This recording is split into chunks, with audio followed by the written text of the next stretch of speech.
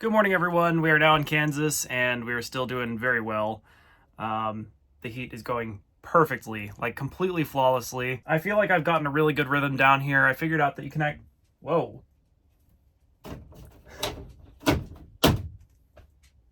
don't know why it was like that. I found out you can actually schedule this thing. So I've been scheduling it to basically turn on for like 10 minutes once every hour. And then about 30 minutes before I wake up, it turns on and just stays on. Now, doing it that way, we are waking up with more like 37% before we start getting some solar energy. So that is way, way more in the comfort zone than 7%. The electric blanket has been helping tremendously with efficiency as well. On the nights where it doesn't go below freezing, I'll just use the electric blanket, and it only uses like 10% of the battery over the course of the night. I knew an electric blanket would be way more efficient than running a mini split, but I didn't know it would be that much more efficient. So part of this trip is picking up things that I think would be useful for the bus. I guess just kind of living in it, driving around, seeing what I could use, and just sort of picking things up along the way as I feel like I need them. And the first thing that I found here is this trash can. So I found this at Walmart, and if I can find this on Amazon, then I'll link it in the description down below. You will help support the channel if you purchase it using that link. But this is a smell-proof trash can, so I've been storing all the poop box matter in here, and it has been doing a really good job at keeping the smell away. I even had a few friends mention that they had no clue that I had a composting toilet in here because there was no smell. So I guess this works really well. So another way that I figured out how to increase efficiency is these little panels that I made for basically just making the bus more insulated at nighttime to make the mini split a lot more efficient. I found if you take them out on the side that the sun is rising, that it actually provides a lot of heat, and then you don't even need to use this. Now, you'd think that's common sense, but you know, when you're making foam insulation boards to try and keep this place more warm, you're kind of not really thinking about that. But that's also part of the reason why we made them removable. So one thing I've been doing, it's been getting really cold, so I've been just leaving the electric blanket on for the cats and then covering it with a comforter. And that seems to make it really hot and not use a lot of power, and the cats love that. Okay, so I have found a little hack for solar efficiency.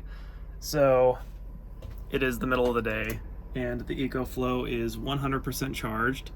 So what I've been doing is when the EcoFlow is 100% charged, I will turn on the heat, and I will just keep increasing the temperature pretty much as long as I have extra power. So like right now we're at 72 degrees, it's about 35 degrees outside. So what this does is it builds up heat inside of the bus, and with the insulation that we have in here, it's pretty good, I would say. It's definitely a lot better than the motorhome was, but it's probably not, the best insulation. Still though, if we can get it up to like 75 or 80 degrees in here, then the heater won't even kick on until like 1 or 2 in the morning. And honestly, I'm thinking that we should just schedule the heater so that it turns on at like 4 or 5 in the morning, and then we'll save even more energy on the solar. So I actually grew up in Wichita, and we always went to this place as a kid called Botanica Gardens. And I always really liked it. They always had this Christmas light show that they put on every year for Christmas. And they just happened to be doing the show while we're visiting. So we went out there and we're going to take a look.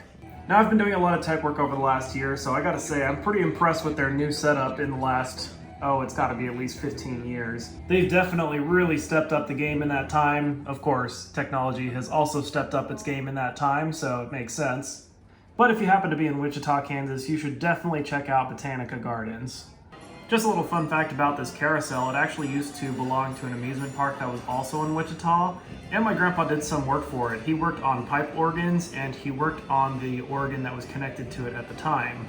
They now have it set up differently and reconditioned to look different than it did back in the day, but it's pretty interesting still. Okay, so we've concluded the maiden voyage of the shuttle bus conversion, and we've definitely learned a lot of things. I've definitely got a lot of things in my mind that I want to do differently and things that I want to add. So we're definitely continuing this project. For one, I think I want to section off the walls with a hard wall and a hard door, so that this can be a little bit better insulated. My solar setup ran the heat all night long. I have a mini split that runs the heat. I just kept it on the minimum temperature setting and set it into eco mode, and it used very little power, and it kept me nice and warm.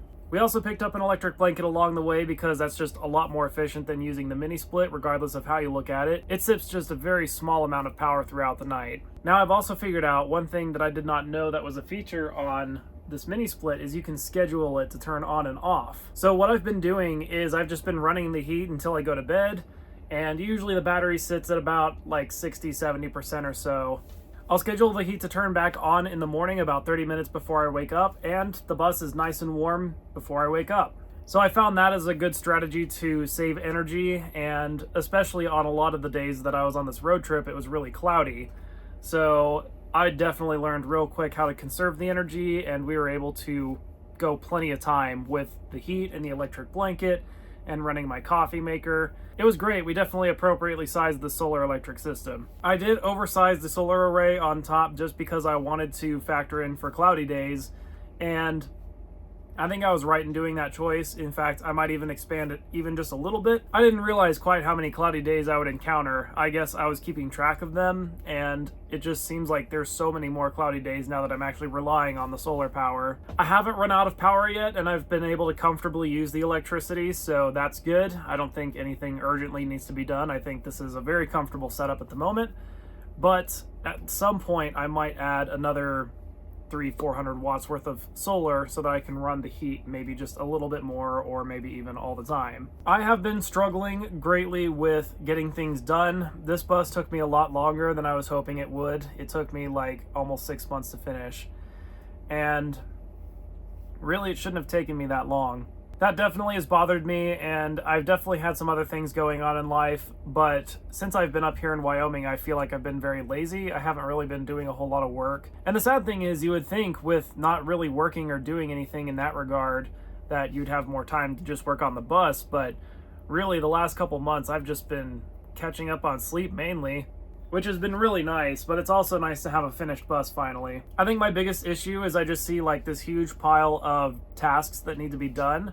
So I go into the bus and I'm like, I don't know what I should start on, and I'm sitting there thinking about it, and my brain's just going a million miles in different directions. So after talking about it with my therapist, what we're going to do is we're going to make a specific list of things to get done, and we're just going to go down the list and just, you know, get this one thing done, get this next thing done. That way I don't have to think about what we're doing, I just do it.